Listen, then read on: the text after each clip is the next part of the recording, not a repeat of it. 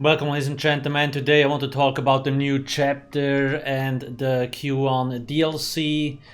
They just did the reveal event. You can already find the High Isle chapter in-game in case you want to pre-order it with all the features and so on. It's all here already. On ESO-hub.com we do have the news article where we talk about all the new features. And in the DLC section, you will find High Isle as well. I will put the links in the description where we listed up all the things too. This will be the main overview page where we will add all the new sets, etc. once we get access to the PTS. Now, the Q1 DLC is called Ascending Tide, right? We already have all the sets on the website here. I will also put this into the description so you can check them out as well. And the public test server will come next week.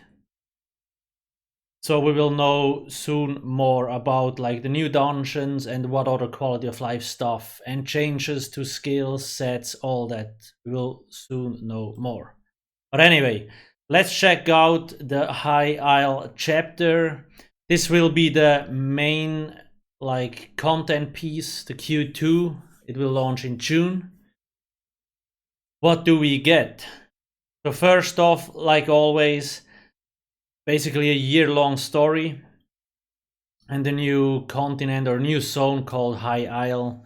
This is actually the first time we visit this area. It hasn't been shown in any other game yet. There was just mentionings of it and that's about it. The screenshot looks pretty cool. I will also put the link in the description. Now, I'm not gonna go into detail here. It's pretty simple, right? It's a new zone, there is a new story to tackle, blah blah blah. The good thing about the story this time is you don't need to, like, it's not the end of the world, it's more about like political betrayals and that stuff.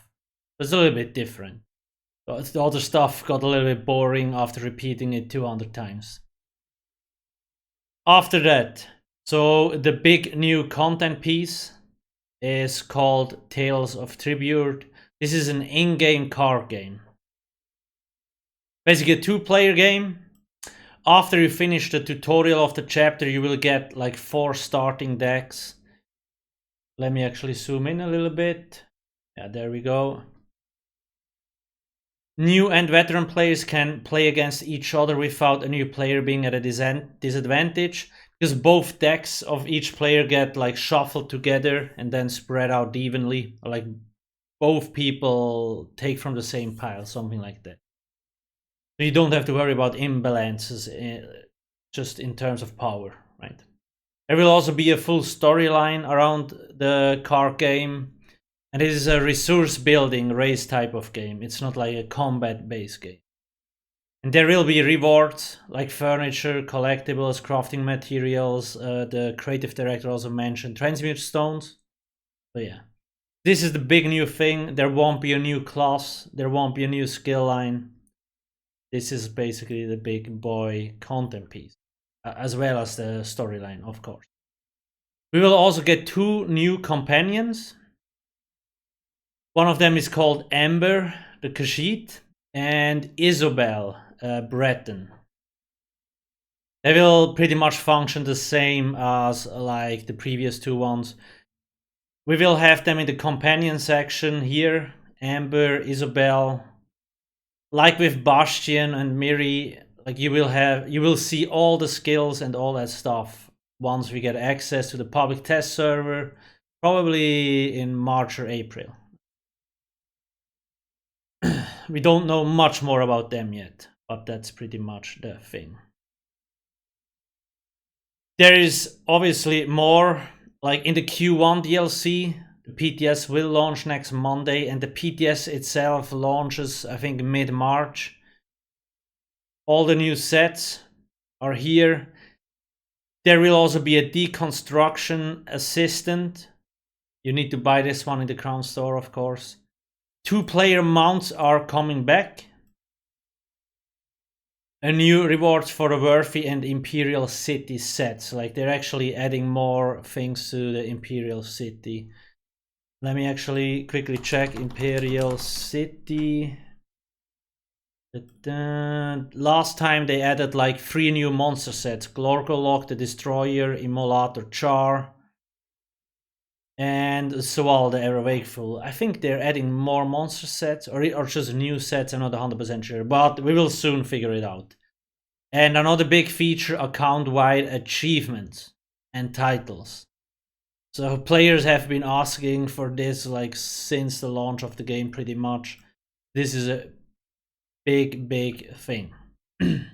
Of course, there is a lot more, like they haven't revealed all the quality of life improvements and that stuff, right?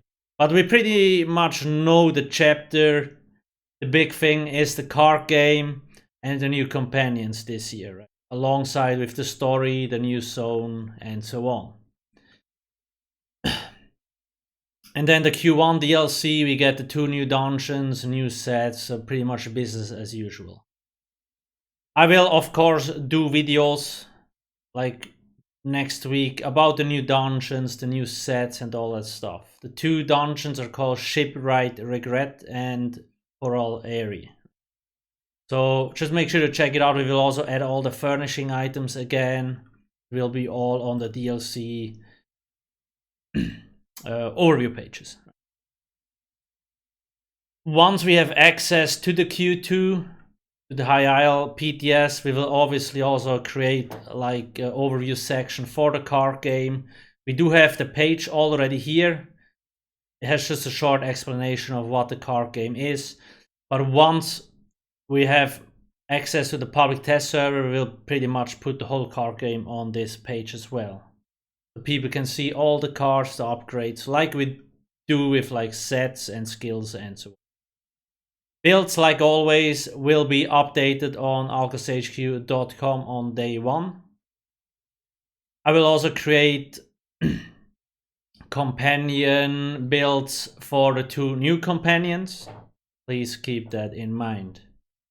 I already, let me actually reload. Yeah, I already added them here. Companions, Isobel, Amber. Obviously there's not much content there, but it's already there.